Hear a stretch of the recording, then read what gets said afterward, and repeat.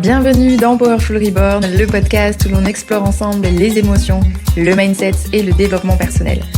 Je m'appelle Maëlle, hypnothérapeute et coach en dev perso, et ma mission est d'accompagner les humains en quête de paix intérieure et d'amour de soi à guérir leurs blessures émotionnelles. Hello à toi, je suis heureuse de te retrouver aujourd'hui, que ce soit lundi ou un autre jour. J'espère que tu vas bien et que tout roule pour toi et voilà. Aujourd'hui, un épisode un petit peu différent. Alors comme tu le sais, je fais soit des épisodes où je te transmets justement des conseils, des solutions, de la valeur, etc. Ou alors plus tout simplement des visions, des points de vue pour t'aider peut-être aussi toi à élargir le tien et tout simplement apporter aussi parfois de la paix, de la compréhension sur ces choses-là. Je vais te parler aujourd'hui j'aime pas utiliser ce terme, mais on va appeler ça le marché de l'amour en 2025, et je crois qu'il y a beaucoup de choses à dire. Ce qui m'emmène à faire ce podcast aujourd'hui, ça a été, certes, les réseaux depuis un moment, quand je parle des relations, etc., j'ai beaucoup de matière. Mais il y a un post en particulier qui m'a vraiment pété au visage, si je peux dire. Et je m'en suis fait un vrai constat que j'avais plus ou moins réalisé depuis un moment, mais là, ça a été beaucoup plus violent. Et je me suis dit, ok, ça peut être super intéressant de le partager. Alors, je sais pas si tu as suivi sur mes réseaux, mais il y a quelques jours, j'ai fait un post en expliquant et en m'adressant aux femmes. Tu remarqueras toujours que je parle soit aux femmes, soit aux hommes.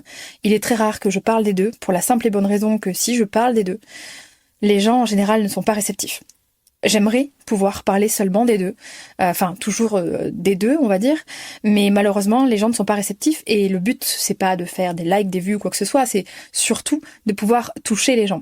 Et si je ne peux pas les toucher, alors ça va être compliqué pour travailler et pour tout simplement aider aussi ces personnes-là. Donc bref, je clive de manière non volontaire de base, on va dire. Ce n'est pas forcément voulu. Bref, du coup là, c'était un post où je parlais justement du fait que nous sommes nombreuses, ou nous l'avons été, ou peu importe. Mais ce fameux contexte d'une femme qui court après un bandit, entre guillemets. Le mec qui ne veut pas être avec nous, le mec qui nous ghoste, le mec qui nous donne un minimum, etc. Quand je dis nous, c'est pourtant très drôle parce que je n'ai pas vécu ce genre de situation. Je n'ai jamais vécu ce genre de situation. Mais je dis nous parce que je me sens concernée dans ce combat, pas dans ce combat, mais non, c'est pas un combat, Maëlle. Mais je me sens concernée en fait, tout simplement par la douleur et par les blessures des autres femmes, comme je me sentirais concernée par les blessures et la douleur des hommes, parce que en fait, je me sens concernée par la douleur et les blessures des humains, tout simplement. De ce fait, j'expliquais que ça découlait d'un schéma et que justement, s'il y avait des réactions comme celle-ci, à s'entêter, à courir après une personne qui, en gros, ne nous mérite même pas et nous envoie des miettes, qu'il y avait forcément quelque chose derrière. Quand tu comprends le fond du message, même en tant qu'homme, tu comprends que c'est limite une fleur que je fais aux hommes dans le sens où j'encourage les femmes à réfléchir à ce genre de comportement. Donc indirectement, je les pousse à s'éveiller là-dessus, à peut-être se remettre en question, venir apporter de la guérison, etc. Sauf que j'ai eu une avalanche de Patrick en colère, de Patrick frustré, de Patrick on ne me choisit pas, de Patrick antiféministe qui est complètement masculiniste, enfin bref, j'en ai vu de toutes les couleurs. Je t'avoue que j'ai pas compris, parce que c'était pas forcément fait pour les hommes, mais c'était positif en leur sens, et surtout, j'ai trouvé ça très dur que des hommes puissent être aussi mauvais, puissent être aussi durs avec la femme, et d'un côté, je comprends certaines féministes qui sont extrêmes, parce que justement, elles doivent être entourées sûrement que de gens comme ça. J'avoue y avoir un petit peu réagi au début, mon ego a été touché. Et c'est pas forcément mon ego par rapport à moi, c'est mon ego par rapport au monde. Et je me suis dit, mais merde, est-ce que ce que je suis en train de faire serait pas une cause perdue ? C'est pas possible. Un instant, j'ai oublié qu'il y avait aussi la polarité inverse. Et qu'il y aura, et il y a toujours, des hommes, des femmes très bien, très lumineux, très positifs, etc., conscients de leurs blessures, avec un niveau de conscience justement totalement différent. Bref, du coup, j'ai fini par redescendre. J'ai reçu aussi beaucoup de messages de soutien, d'encouragement, et je vous remercie à tous ceux qui l'ont fait parce que vraiment ça fait du bien. Voilà. Donc merci pour tous, enfin merci à tous, pardon, pour tout ça. Et euh, et puis j'ai été ravie de voir qu'il y avait effectivement la polarité inverse. Mais le but de cet épisode n'est pas axé sur ma réaction, ni même le post en lui-même. Par contre, il est axé sur les réactions que j'ai pu voir en commentaire. En commentaire, il y a énormément d'hommes blessés, énormément d'hommes qui se sentent lésés par la jante féminine, qui ont souffert, etc., etc. Et il existe aussi, bien sûr, énormément de femmes qui sont blessées, qui ont été lésées par les hommes et tout ce qui s'ensuit. Et ça fait partie de la vie, tout simplement. Tous autant que nous sommes, nous avons été blessés en relation. Nous le serons peut-être encore. Hommes, femmes, peu importe. Hétéros, lesbiennes, gays, enfin peu importe. Très clairement, il n'y a pas, y a pas de genre ou de case pour ça. On l'est ou on le sera tous un jour. Sauf que certains, certaines, ont la conscience. Ont la conscience justement de, ok, peut-être que cette relation vient réveiller quelque chose. Peut-être que j'ai des choses à apprendre. Peut-être que moi aussi, j'ai des choses à revoir parce que j'ai toujours une part de responsabilité. Et ensuite, on a ceux et celles qui, justement, rejettent complètement la faute sur les autres. C'est soit la faute des femmes, soit la faute de l'homme.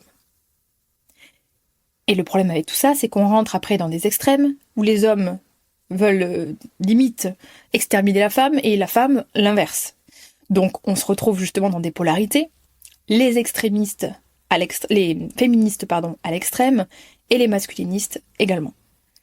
C'est pour ça que je dis que je ne suis pas féministe, parce que ce n'est pas quelque chose qui me parle, parce que je ne suis pas non plus de l'autre côté, parce que je suis dans un juste milieu qui est humain. Et parfois, la petite innocence au fond de Maëlle a une vision utopique et se dit mais oui, on est tous comme ça, pas du tout. Sauf que du coup, ça laisse aussi une certaine compréhension sur ce fameux marché de l'amour aujourd'hui. Le souci, il n'est pas finalement dans le fait que les gens ne veulent plus s'engager que ci, que là, parce que au final, quand on regarde en commentaire, la plupart disent oui, plus personne veut s'engager, machin. Les gens qui ne veulent pas s'engager ou qui ne sont peut-être pas de bonnes personnes entre guillemets ne viennent pas apporter leur vision. On est bien d'accord. Mais quoi qu'il en soit, le fait d'être auto-centré sur soi par rapport à du passé, par rapport à du vécu, fait que tout simplement, on se retrouve aujourd'hui dans une génération, outre tout ce qu'il va y avoir autour, de gens en fait qui sont tellement blessés qu'ils ne sont plus capables de croire en une autre personne, de croire en une relation, de s'investir. Alors, il y a bien sûr tout un tas de choses. Il y a la nouvelle société qui a créé tout ça, la consommation, la surconsommation, toutes les applications de dating, bref. Et toutes ces choses-là, une par une, mises bout à bout, plus cette espèce de féminisme à l'extrême et à l'inverse, les masculinistes, etc., on se retrouve dans une génération où être en couple, c'est compliqué. On a ceux qui sont tellement blessés qu'ils ne veulent plus s'engager. On a ceux qui sont tellement blessés que finalement en couple, c'est des ordures. Homme ou femme, attention, hein, je ne mets pas du tout la faute d'un côté ou de l'autre. Finalement, on a ceux qui préfèrent rester tout seuls. De l'autre côté, on a ceux qui vont enchaîner les relations. Bref, on se retrouve dans un univers où, malheureusement, tout le monde est blessé. Alors que, on pourra me dire ce qu'on veut. On cherche tous l'amour. Et quand je parle d'amour, c'est pas forcément d'ailleurs toujours en relation amoureuse. L'humain est fait pour vivre en société. L'humain est fait pour échanger, pour partager. Il a besoin de l'amour de quelqu'un pour se nourrir. Même si c'est de son chat, de son chien, d'un ami, de la famille, peu importe. On a besoin d'amour. Et je crois, et encore une fois, c'est ma vision complètement utopique de la vie, mais j'ai envie d'être une petite fille qui croit toujours à ça. Je pense que plus on partagera de l'amour et plus on pourra aider ce monde qui est complètement fucked up en fait, clairement. Et dans le monde, dans le domaine des relations amoureuses, il y a tellement, tellement, tellement de choses à faire. Sauf que beaucoup ne sont pas prêts. Ou prêtes. Et finalement, quand on n'est ni prêt ni prête, qu'est-ce qu'il y a de plus simple ? rejeter la faute sur l'autre. Mais laisse-moi te rappeler que cet ex, homme ou femme, qui t'a blessé, qui t'a trahi, qui t'a peut-être trompé, peut-être que c'était une ou un PN, ok, très bien, t'as vécu les pires horreurs, tout ce que tu veux. Est-ce que tu penses que cette relation, ce passé, doit être finalement une fin en soi par rapport à tes nouvelles relations? Alors oui, il y a aussi le contexte. Peut-être que tu en as vécu 2, 3, 4, 5, peu importe. Ce n'est pas parce que tu as malheureusement confirmé la règle plusieurs fois que cette règle, elle est universelle. Et ça, je sais que peu de personnes le comprennent, mais justement, si tu as reproduit le même schéma 5 fois, plutôt que de rejeter la faute sur l'autre, pose-toi la question, qu'est-ce que moi, j'ai à améliorer là-dedans? Parce que tu as ta part de responsabilité. Et en fait, si ce schéma se reproduit, c'est parce que tu le nourris inconsciemment.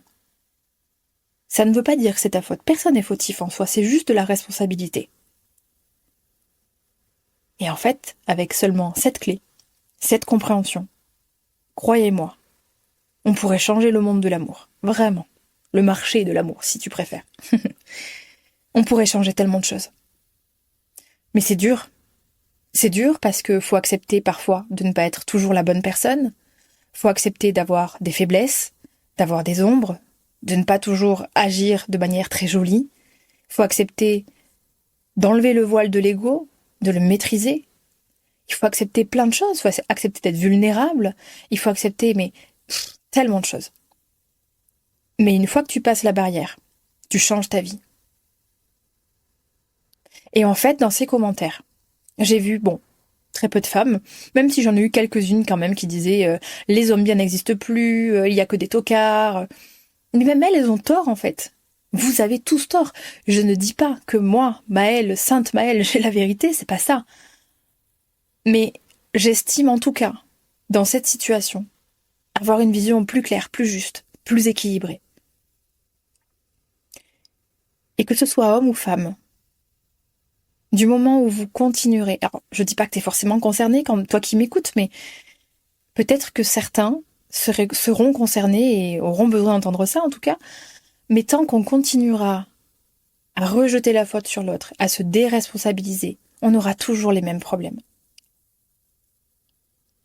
Et malheureusement, ce que fait l'humain constamment, c'est que ce qu'il va vivre devient pour lui la réalité universelle.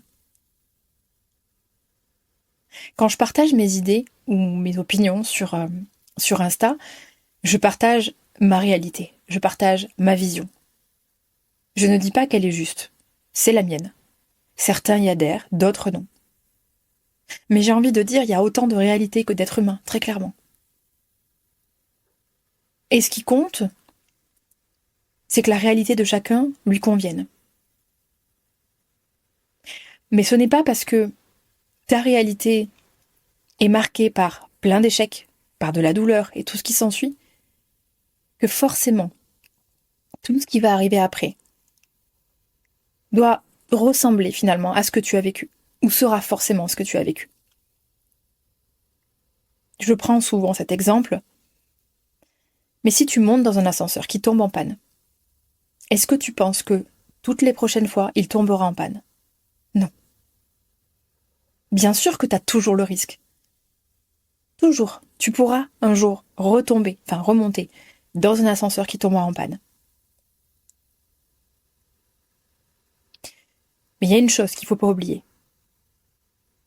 Il y a une citation qui dit, et elle est très juste, il y a 3 choses que l'on ne pourra jamais éviter dans la vie.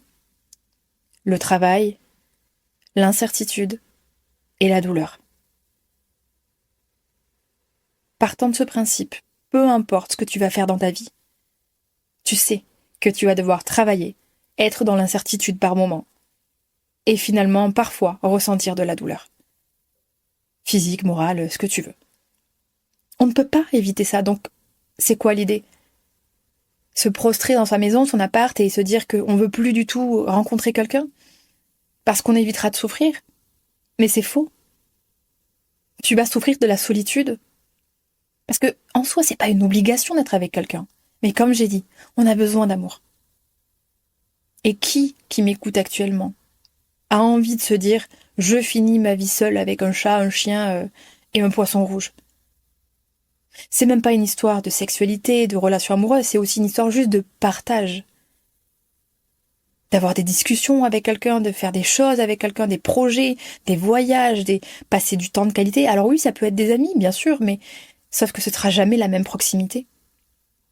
Maintenant, comme je dis, ce n'est pas une obligation en soi. Mais je sais que quand je dis ça, je sais pertinemment que 90% des gens veulent la même chose. Et en restant dans l'évitement, finalement, tu ressens un autre style de douleur. C'est tout. Alors oui, tu as la certitude de ne pas souffrir. Mais de ne pas souffrir de quoi? Par rapport à quelqu'un d'autre. Par contre, tu vas souffrir de ta solitude. Donc à choisir. Qu'est-ce qu'on fait? Personnellement, j'ai toujours préféré souffrir en relation, plutôt que me dire je reste seule. Alors attention, il y a aussi la nuance, et c'est très important. C'est important d'apprendre à vivre seule, d'apprendre à être heureux, heureuse, toute seule. C'est important d'apprécier ce temps, d'apprécier la solitude en fait. Et surtout de se reconstruire quand on vit une relation, enfin en tout cas une rupture, qui a été difficile, douloureuse, etc. Ça oui. Mais une fois que tout va bien dans ta vie, encore une fois, ce n'est pas une fin en soi, mais si tu as envie de ça, alors va. Et si tu ne veux plus être déçu, si tu ne veux plus encore vivre un échec, même si tu n'en auras jamais la certitude à 100%, je vais être claire, nette, précise, concise. Va travailler sur toi, bordel de merde. Parce que en travaillant sur toi, tu vas changer ta manière d'être. Tu vas changer tout simplement l'énergie que tu dégages. Tu vas changer absolument toute ta vie. Et de ce fait, tu n'attireras plus les mêmes personnages. Et si ça fait je ne sais combien d'années que tu attires le même type d'homme, le même type de femme, et que ça ne fonctionne toujours pas, et que tu as l'impression que ce sont tous des cons, tous des connes, oui, si tu veux, va te guérir. Va faire ce travail. Et c'est même pas, comment dire, c'est même pas une chance que tu arrives à faire quelque chose de différent ensuite, c'est tu vas faire quelque chose de différent ensuite. Et les solutions pour ça, il y en a plein. Aller voir un psychiatre, psychologue, se faire suivre par un ou une thérapeute, peu importe en quoi, EMDR, hypnothérapie, bref, il y a tout un tas de choses, consulter des énergéticiens, enfin bref. Travailler sur soi, en profondeur. Avoir le courage de se guérir pour enfin attirer des relations différentes. Et ça, c'est tout ce que j'ai mis à l'intérieur de mon programme Libre d'aimer. Je me permets de faire une petite parenthèse parce que, en plus de ça, le programme est en refonte. Je vais le ressortir là d'ici une semaine ou deux. Et à l'intérieur, j'ai mis absolument tout ce que j'ai appris, tout ce qui m'a permis d'arriver jusqu'à la guérison, pour vous aider justement à sortir de tout ça. Il y a 1001 chemins pour se guérir. Juste que chacun choisit le sien. Alors, si tu as envie justement de sortir de cette boucle infernale et enfin pouvoir créer cette relation saine, équilibrée, réciproque, stable, tout ce que tu veux, alors c'est peut-être le moment pour toi de rejoindre le programme. Si jamais tu m'écris en privé sur Insta, enfin en DM, je réponds comme toujours aux messages, et je serai ravie de te donner plus d'informations sur le programme. Ou alors tu vas tout simplement dans ma bio Instagram et tu y retrouveras le lien de la page de vente. Voilà. Soit, une petite parenthèse faite. Mais en fait, je trouvais ça méga important de faire un rappel sur ça, parce que si seulement les hommes qui ont commenté ce post avaient l'espace pour entendre ce que je viens de dire. Alors encore une fois, parfois on peut parler à des sourds aussi, donc attention, tout le monde n'est pas prêt à recevoir parfois. Chacun fait son chemin et chacun avance à son allure. Mais si tu es prêt, prête, et que tout ce que je dis là résonne, fait sens pour toi, et que tu te reconnais là-dedans, mais qu'est-ce que tu attends? Comme je l'ai dit tout à l'heure. Plutôt que de te dire oui, mais mes ex, ils étaient tous toxiques. Les gens sont pas forcément toxiques. Souvent, ta relation avec toi-même est plus toxique que la dernière relation que tu as eue avec ton ex.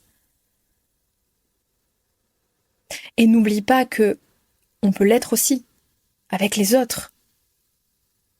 C'est pour ça que je débunk le terme de toxicité parce que il est faux. Personne n'est toxique en soi. Alors, à moins d'avoir une pathologie. Les PN, les machins, tout ça, c'est autre chose.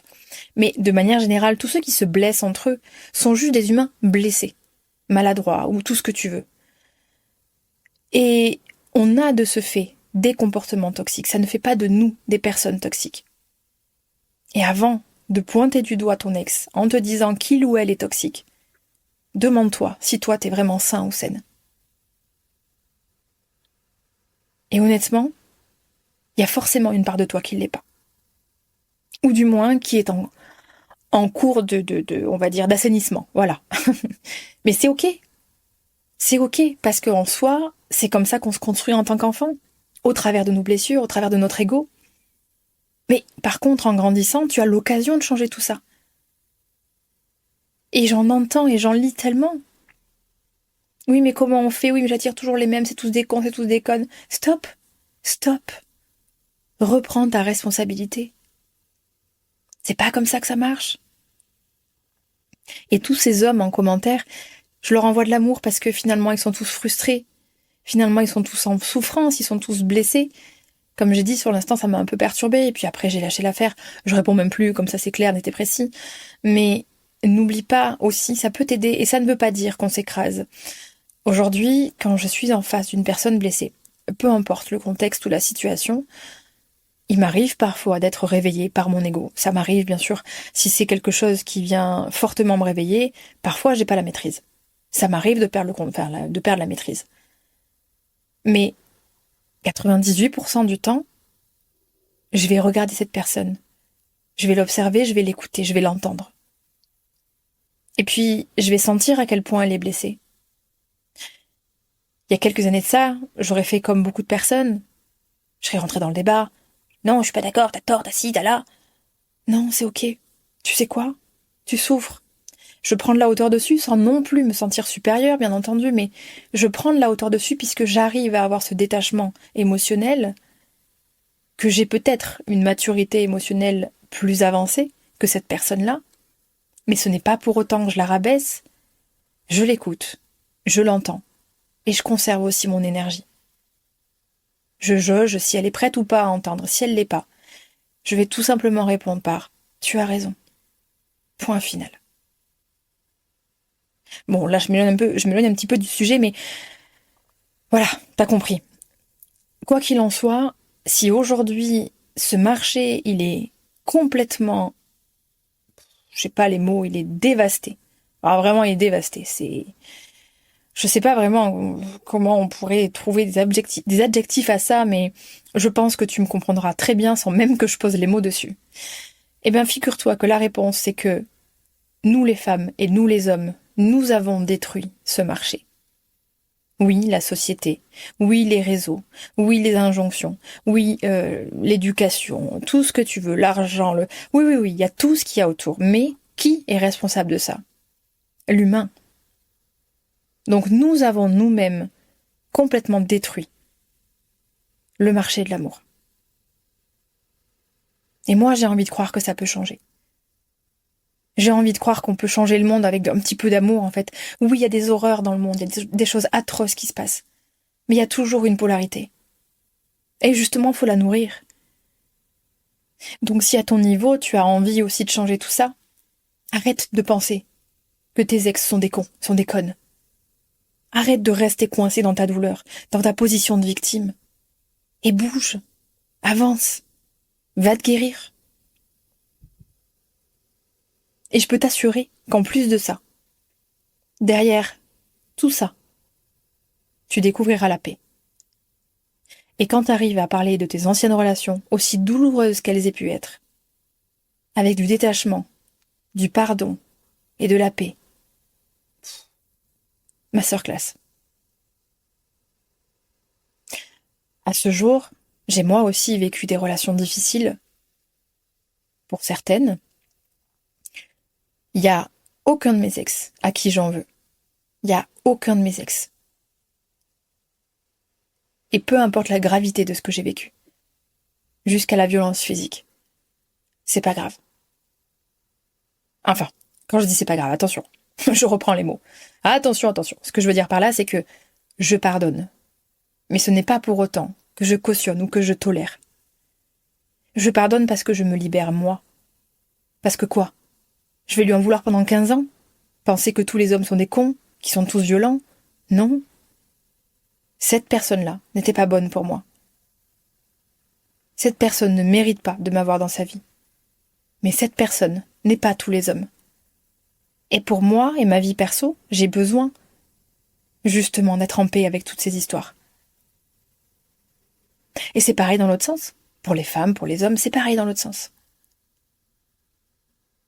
Alors je suis d'accord qu'il y a parfois des choses qui demandent du temps avant d'avoir un vrai pardon, une vraie paix intérieure. Parce que je sais, avec tous les témoignages que je reçois, que certains vivent vraiment des dingueries. Quand je dis dinguerie, ça veut pas dire qu'il y a des douleurs plus ou moins fortes. C'est juste des contextes. La douleur n'est pas comparable. Peut-être que pour moi, perdre mon chat sera un drame, pour toi, ça sera rien. Peut-être que perdre ton père ou ta mère sera un drame, peut-être que pour moi, ce sera moindre. C'est propre à chacun. Ce que je veux surtout dire par là, c'est que souvent dans vos témoignages, en message privé sur Insta, je lis des choses qui me choquent. Je lis des contextes qui me choquent. Alors, n'oublie pas aussi de te laisser le temps de pardonner tout ça, mais plus tu vas pardonner. Mais pardonner, attention, ne veut pas dire accepter. D'accord? Ça veut juste dire se libérer et rendre finalement la responsabilité au persécuteur, à la persécutrice.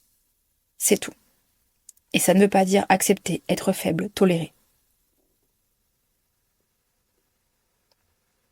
Quoi qu'il en soit, en faisant ce travail sur ton passé amoureux et en faisant ce travail sur toi pour arrêter justement d'attirer ce genre de personnes, laisse-moi vraiment te dire à quel point tu vas changer ta vie. Et je t'assure que c'est réel. Parce que je suis pas une flûtiste, je vends pas du rêve, je suis pas là pour être dans une espèce de réalité édulcorée, pas du tout. J'essaye au maximum d'être la plus proche en tout cas de la réalité, et je te le dis parce que moi je l'ai changé, et parce que je le vois autour de moi. Si tu veux changer tout ça, commence par l'accepter déjà. Et petit à petit, une femme, un homme, puis 2, puis 3, et 4, et 100, et 200, et 1000, peu importe. C'est comme ça qu'on va changer les choses. Plutôt que d'être auto-centré et de renvoyer, encore une fois, la balle dans l'autre camp. Va aider l'autre camp. Crois encore en l'autre camp. Parce que ce que tu as vécu n'est pas une réalité universelle.